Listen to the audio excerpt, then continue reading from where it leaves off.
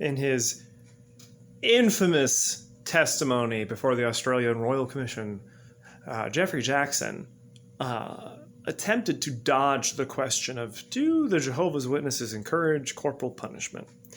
And he tried to answer in his slimy, weaselly way to not answer. The latest publications don't necessarily encourage corporal punishment, but they don't discourage it. If you are going into it reading, obviously, you need to spank your kids. You will not come away from those publications with a different idea. You will read into it exactly that, because they will say sometimes more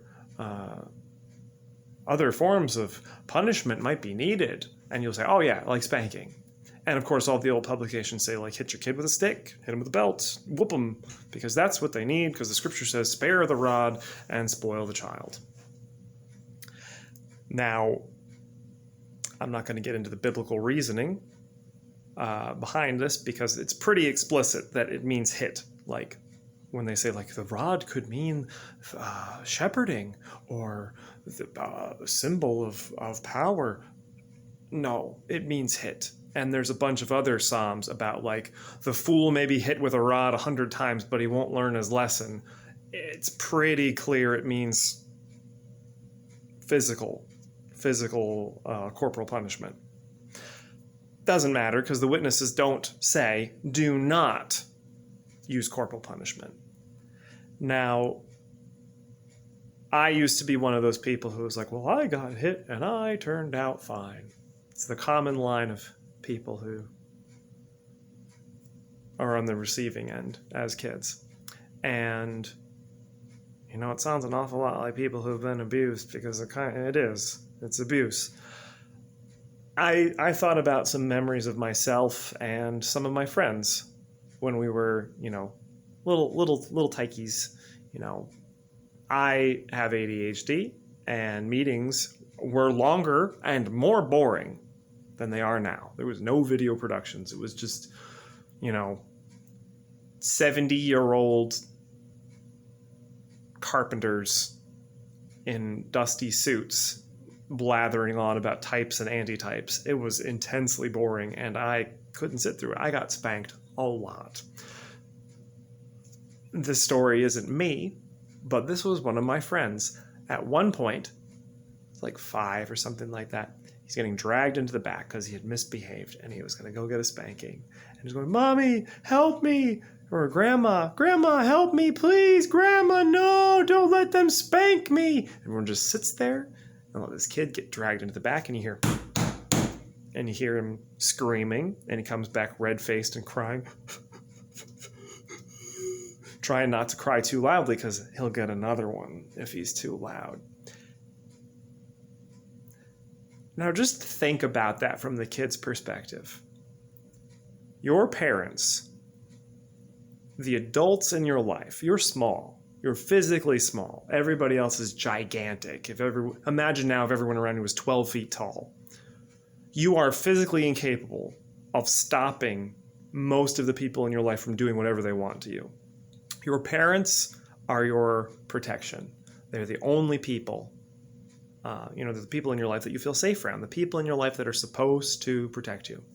And those people, if you say the wrong thing, if you get bored, if you misbehave, there's a lot of things that the witnesses would spank over, that even people who are in favor of corporal punishment would think is extreme.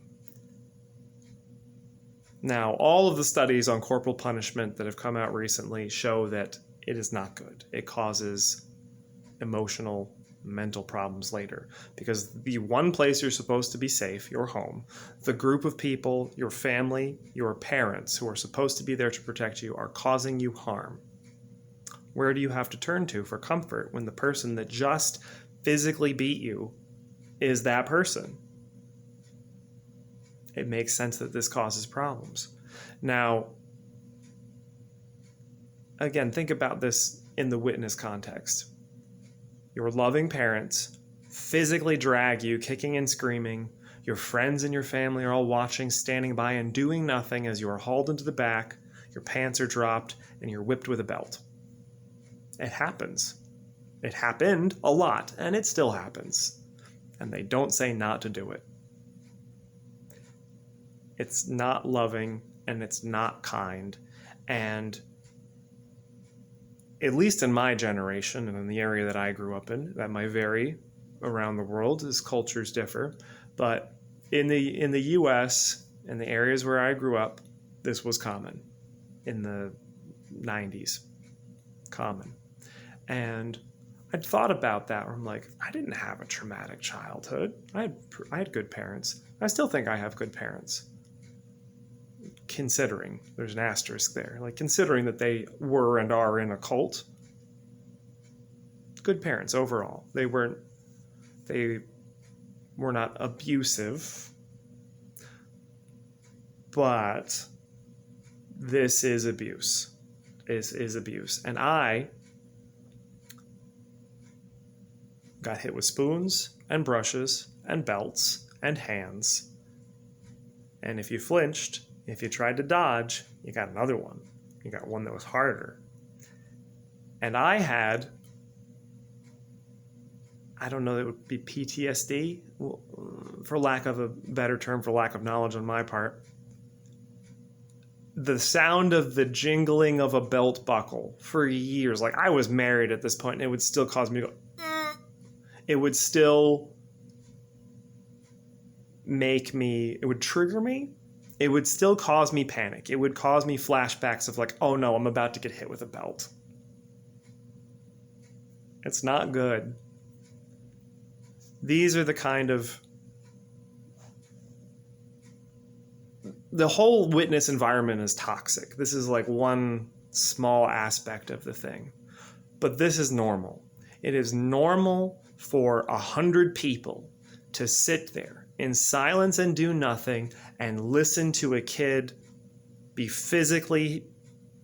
caused physical pain by their parent, them crying and screaming in pain, crying for help, and doing nothing. It's not good. It's not good for your psychology. It's not good for your mental and emotional development. And it's not good to think that this is normal. Now, the Caleb and Sophia things have not, as far as I know, shown the dad beating on his kids. But they also haven't said don't do it. And I know that there are people in my age group who have kids who still spank their kids a lot.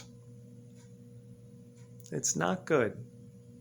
Like I said, all of the current psychological studies show that this is not good. It causes problems. It causes harm. You shouldn't do it. You should use other means of discipline or direction or what have you. This isn't specifically a witness problem, but it is, like the grooming video, it is an aspect that is normalized, at least in American witness culture where I grew up. I can't speak globally. I don't know. But it's normalized, and it is not disavowed. There is no explicit thing that says don't do this. So by not saying that, like, they're aware. They have to be aware. Jeffrey Jackson was aware because he was dodging the question, trying to get around the fact that the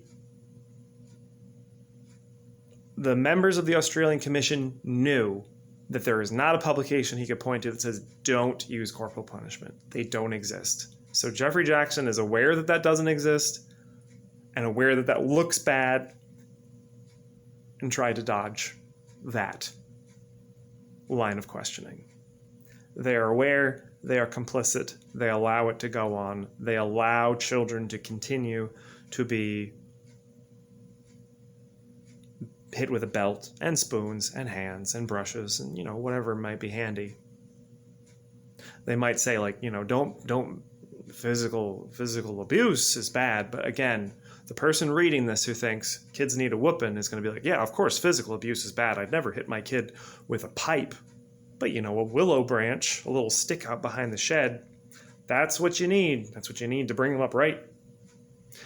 And they have the power to stop this. If they put out an awake or watchtower or an article or a video that said, don't do this, it would stop. They have the power to do it, but they don't. It's not good. It's another toxic aspect of witness culture. And it also, it ties into, probably be another video because this is too long, but like witness parenting culture, the idea of experts, the watchtower society itself is the font of all knowledge that you need to conduct your lives. So by them not saying it, they allow it to happen. Not great.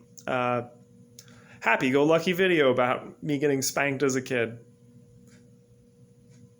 Haven't needed to spank my kids. Haven't spanked them? Needed. You don't need to. Haven't spanked my kids. They're fine so far. In fact, I was fixing the car. The car is up on jack stands, and I warned my oldest, like, don't go in the garage because this is dangerous and I don't want you to get hurt. When we had to go in the garage at one point, he walks past and goes, no touching, danger, hurt. I was like, you were right. You remembered from yesterday when I told you not to do it. You took it seriously. Good job. Good job, bud. Glad you listened.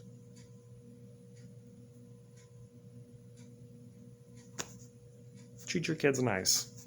Maybe read some of the latest things on parenting. It's good stuff. Anyway, happy-go-lucky video. Glad I'm out. Treat your kids nice. Anyway, that's all I got. I'll see you next time. Hope that was interesting and not too depressing. See you next time.